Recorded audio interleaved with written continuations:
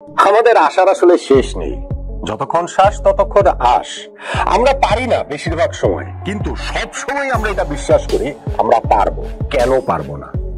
এই যে ওয়েস্ট ইন্ডিজের বিপক্ষে টি-20 সিরিজের প্রথম ম্যাচটা শেষ 3টা বলে যখন বাংলাদেশের সামনের সমীকরণ 17 রান নিতে হবে, হাতে শেষ উইকেট রয়েছে, তখনও আমাদের মনে হয়েছে যে হতে পারে 3 বলে 3টা ছক্কা হলেই তো হয়ে যায়। হতে পারে না?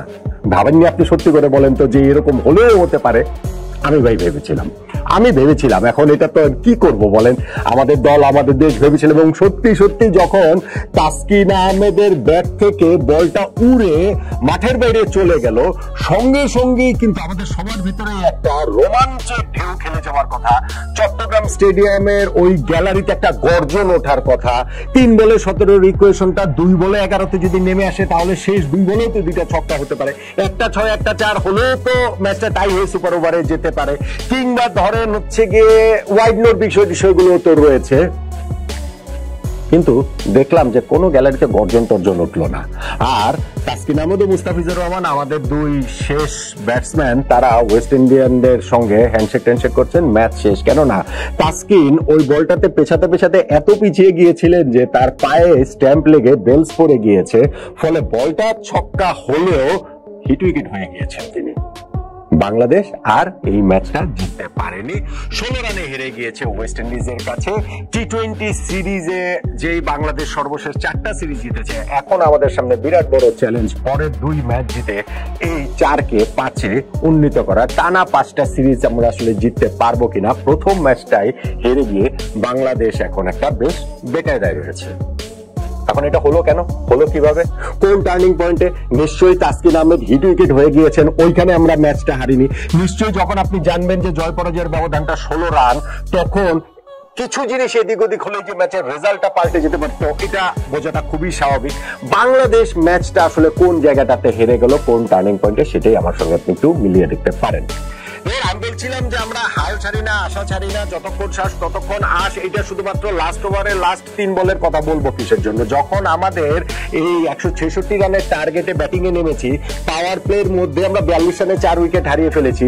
তারপরেও বাকি 2 স্বীকৃত ব্যাটসম্যানও আমাদের আউট হয়ে গিয়েছেন। 77 রানে আমরা 6 উইকেট হারিয়ে ফেলেছি।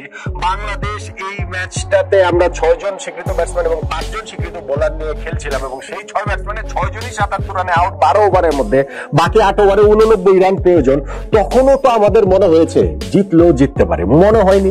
যখন ওই যে তানজিম সাকিব এবং নাসুম, তারা হচ্ছে গিয়ে 4 ছক্কা মারছিলেন, শেষ 5 ওভারে 55 রান বাংলাদেশের লাগবে, সেই হাতে 4 উইকেট নিয়ে মনে হয়েছিল যে না হলেও হতে পারে, জিতলেও আমরা জিততে পারি।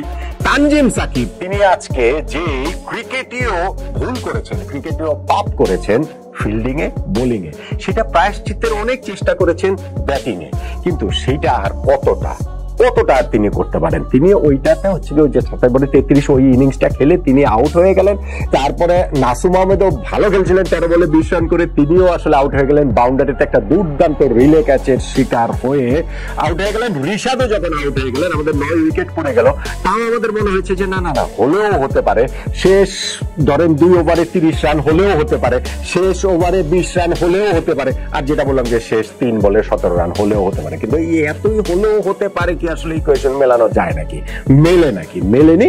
বাংলাদেশ ওই ওয়েস্ট ইন্ডিজের 165 রানের জবাব দিতে নেমে আমরা 149 রানেই আটকে গিয়েছি এবং আমরা ম্যাচটা হেরে গিয়েছি। এবং যেটা বলছিলাম যে আমাদের ওই ব্যাটিং ইনিংসের শুরুতে পাওয়ার প্লেতে আমরা 42 রানে 4টা উইকেট হারিয়ে ফেলেছিলাম।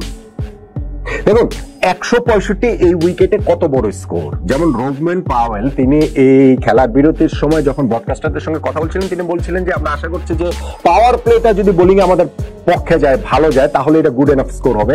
তা নাহলে হয়তো আমরা 10-15 রান কম করেছি, হয়তো 175 করলে এই উইকেটের স্কোর হিসেবে আরো ভালো হতো। সো ওই ইকুয়েশনটা তিনি বলে যাচ্ছেন ব্রডকাস্টারদের কাছে। আমাদের টিমকে আর সেটা বুঝছে, কিন্তু সেটা আসলে ইমপ্লিমেন্ট করতে পারেনি মাঠে গিয়ে আমাদের ব্যাটসম্যানরা। আমাদের তানজিদ হাসান তামিম তিনি নেমে প্রথম বলেই ছক্কা মারলেন, পরের বলেও 4 মারলেন, খুবই কনফিডেন্ট শট, পরে আরো একটা 4 তিনি মারলেন। কিন্তু প্রথম 4 বলে 15 রান করার পরও 5 নাম্বার বলটাতে আরো একটা বিগ শট খেলার চেষ্টায় তিনি মিডনে রোমারিও সেফানের একটা অসাধারণ ক্যাচের শিকার হয়ে তিনি আউট হয়ে গেলেন। আমাদের লিটন দাস যিনি ইনজুরি কাটিয়ে এখানটাতে ফিরেছেন, ক্যাপ্টেন ফিরেছেন, কিন্তু ফেরাটা তার খুব একটা ভালো হলো না, একটা 4 মারার পর তিনিও কটন বোল্ডের শিকার হয়ে আউট হয়ে গেলেন। খুব ভালো একটা কটন বোল্ড এখানে আকিল হোসেন ধরেছেন। সাইফ হাসান এত ভালো ফর্মে তিনি রয়েছেন এবং তাকে একাদশে খেলানোর জন্য পারভেজ ইমনকে একাদশে রাখা হয়নি, তিনি সুইপ করে শর্ট ফাইন লেগে ক্যাচ দিয়ে আউট হয়ে গিয়েছেন। এবং শামীম হোসেন পাটোয়ারি, যাকে এই ম্যাচে খেলানো হয়েছে, জাকের আলী অনিককে খেলানো হয়নি, গত সিরিজে 3 ম্যাচের মধ্যে 2টা ডাক করা শূন্য মারা সত্ত্বেও শামীমকে খেলানো হয়েছে, এই ম্যাচে অবশ্যই তিনি তার চেয়ে ভালো করেছেন। 1 রান তিনি করেছেন, করে তিনি হচ্ছে গিয়ে ওই একটা ফুলার লেন্থের বলে পুল করার চেষ্টাতে বোল্ড হয়ে গেলেন। ফলে আমরা পাওয়ার প্লেতে 42 রানে 4 উইকেট হারিয়ে ফেলেছি। আর যখন নুরুল হাসান সোহান তিনিও প্লেড অন হয়ে যান, তাওহিদ হৃদয় ছিলেন শেষ স্বীকৃত ব্যাটসম্যান। 10 ওভার শেষে আমরা 5 উইকেটে 63 রান, বাকি 10 ওভারে আরো 103 রান প্রয়োজন। এটা আসলে খুবই চ্যালেঞ্জিং, কিন্তু হৃদয় থাকলে সেই আসার জায়গাটা ছিল। হৃদয়ও যখন আউট হয়ে গিয়ে গেলেন তিনি, তখন আসলে বাংলাদেশের শেষ আশাটাও শেষ হয়ে যায় বলে আমরা ভেবে নিয়েছিলাম। 12 ওভারের মধ্যে 77 রানে 6 উইকেট। কিন্তু ওই যে বললাম যে যখন তানজিম সাকিবের ব্যাটিং একটু রান আসছে, যখন নাসিম 4 ছক্কা মারছেন, আমাদের মনে হয়েছে যে না হলেও হতে পারে। শেষ পর্যন্ত গিয়ে আর সেটা হয়নি। এখন ওয়েস্ট ইন্ডিজ যে 165 রান করলো এবং তারপরে তারা বলছে যে আরো 10টা রান বেশি করা দরকার ছিল হয়তো বা, যদি পাওয়ার প্লেটা তাদের ঠিকঠাক ভালো মতো না যায়। ওয়েস্ট ইন্ডিজ এত দূরে যাওয়ার কথা ছিল না রে ভাই। তারা পুরো ইনিংসে আমরা ওয়েস্ট ইন্ডিজে মাত্র 3টা উইকেট তুলে নিতে পেরেছি। পাওয়ার প্লেতে তারা হচ্ছে গিয়ে খুব যে বিস্ফোরক ছিল তা নয়। পাওয়ার প্লেতে ওয়েস্ট ইন্ডিজ মাত্র 35 রান তুলেছে, কোনো উইকেট তারা হারেনি। ওপেনিং পার্টনারশিপে 59 রান তুলেছে। এরপরে গিয়ে রিশাদ ওইখানটাতে আতানাসিসকে তিনি বোল্ড করে রিভার্সিভ করার চেষ্টাতে তিনি হচ্ছে গিয়ে বোল্ড করে দিলেন এবং ওই জায়গাটাতে হচ্ছে আমরা ফার্স্ট ব্রেক তুলতে পেলাম।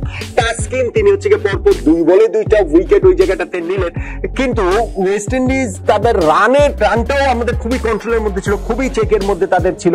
যেটা আমি বললাম যে প্রথমে তাদের ওই পাওয়ার প্লেতে বিনা উইকেটে 35 কিংবা 10 ওভার শেষে 1 উইকেটে 70, ইনফ্যাক্ট 15 ওভার শেষেও যদি আপনি দেখেন 3 উইকেটে 101 রান, সেটা বাংলাদেশের খুবই নিয়ন্ত্রণের মধ্যে ছিল। কিন্তু এরপরে গিয়ে যেটা হয়েছে, শেষ 5 ওভারে ওয়েস্ট ইন্ডিজ 64 রান তুলে নিয়েছে, শেষ 3 ওভারে ওয়েস্ট ইন্ডিজ 51 রান তুলে নিয়েছে। এবং সেই জায়গাটাতে রোবম্যান পাওয়েল, যিনি এই ম্যাচে ওয়েস্ট ইন্ডিজের হয়ে 100 নম্বর টি20 ম্যাচ খেলতে নামছেন, তিনি এইখানটাতে হচ্ছে গিয়ে 44 রানে অপরাজিত একটা ইনিংস তিনি খেললেন 28 বলে। আর সেই হোক তিনিও 28 বলে 46 রানে অপরাজিত একটা ইনিংস খেললেন। তাদের এই অবিচ্ছিন্ন যে পার্টনারশিপটা 80 রানের, সেইটাই ওয়েস্ট ইন্ডিজকে লাস্টের দিক দিয়ে অতগুলো রান এনে দিয়েছে। কিন্তু সেটা তো নাও হতে পারতো। কোথায় জানেন? নাও হতে পারতো যে মুস্তাফিজের করা ওই ওভারটাতে যখন রোবম্যান পাওয়েল শুরুতে স্ট্রাগল করছিলেন, 14 বলে 7 রানে ছিলেন, তখন শর্ট থার্ড মানে সহজতম ক্যাচটা তানজিম হাসান সাকিব ছেড়ে দিয়েছেন। 14 বলে 7 রানে থাকা রোবম্যান পাওয়েল এরপরে ইনিংসে শেষ করেছেন তিনি 28 বলে 44 রানে এবং লাস্ট ওভারে তিনি পরপর 3 বলে 3টা ছক্কা মেরেছেন। কাকে মেরেছেন? ওই তানজিম সাকিবকেই মেরেছেন। লাস্ট ওভারটাতে 20 রান নিয়েছেন। ফলে ওই ক্যাচ মিসটা আমাদের জন্য ভীষণ রকমের কস্টলি হয়ে গিয়েছে। এবং যেটা আমি বলছিলাম যে তারা এই ওয়েস্ট ইন্ডিজ শেষ 5 ওভারে 64 রান তুলেছে, শেষ 3 ওভারে 51 রান তুলেছে, শেষ ওভারে তারা হচ্ছে গিয়ে এইখানটাতে 20 রান তুলেছে এবং ওই ক্যাচ মিসের পরে 23 বলে তারা 55টা রান তুলে নিয়েছে। বাংলাদেশ ওই ক্যাচ মিসটাই আসলে ভীষণ রকমের কস্টলি হয়ে গিয়েছে। আমার কাছে সেটা মনে হয় এইটা একটা টার্নিং পয়েন্টের ভীষণ রকমের দাবিদার। আর আরেকটা দাবিদার হচ্ছে 165 আউট অফ দ্য রিচ ছিল না, 166 করে জেতাটা খুবই সম্ভব ছিল। কিন্তু পাওয়ার প্লের মধ্যেই 42 রানে যে 4 উইকেট আমরা হারিয়ে ফেললাম, সেইটাও বাংলাদেশকে ম্যাচ থেকে আরো বেশি ছিটকে দিয়েছে, নিশ্চিত করে দিয়েছে পরের দিকে আমরা যাই করি না কেন শেষ পর্যন্ত গিয়ে ম্যাচটা আর আমরা জিততে পারবো না। এই দুইটা বিষয়, আমাদের এই যে ব্যাটিং কলাপসটা পাওয়ার প্লেতে এবং আমাদের ওই ক্যাচ মিসটা, এবং তারপরে যে ওয়েস্ট ইন্ডিয়ানরা আমাদের উপরে চড়াও হয়েছে, অর্থাৎ আমাদের ওই শেষ 4 মানে আমাদের বোলিং ইনিংসের শেষ 3-4 ওভার আর আমাদের ব্যাটিং ইনিংসের শুরুর যে 6 ওভার, এই সময়টায় পুরো ম্যাচের রংটাই পাল্টে দিয়েছে। বাংলাদেশের কাছ থেকে মোমেন্টামটা পুরোপুরি ওয়েস্ট ইন্ডিয়ানদের কাছে নিয়ে গেছে। এবং এই দুইটার মধ্যেও যদি আমাকে একটা পিক করতে বলেন ভাই, লাস্টে গিয়ে এটা এত কস্টলি হয়ে গিয়েছে যে তানজিম হাসান সাকিবের ওই ক্যাচ মিসটাই তাই বাংলাদেশের এই পরিচয়ের টার্নিং পয়েন্ট বলে আমার কাছে মনে হচ্ছে।